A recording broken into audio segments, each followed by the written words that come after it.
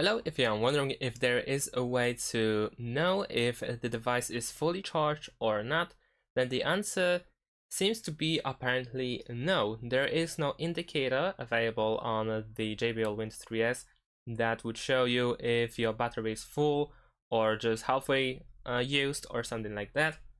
Even if you connect it to, let's say, your smartphone, let's say to your Android, then there is no indicator how much percent of your battery you have left. It just says active, so there is no indicator. And the only thing that I could find on the battery or the state of battery is in the instruction itself. And in the instruction, we can find some information about charging. And the only thing is that when it is charging, there should be a still light.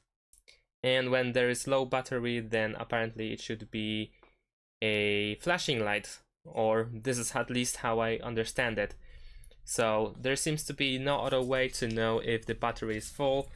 And the only thing that we can somehow make sure that the battery is full is by charging it for 2.5 up to 3 hours, because according to the manual we can see that the battery charge time is 2.5 hours. So if you charge it for, let's say, 3 hours, then you can be pretty certain that the battery is full.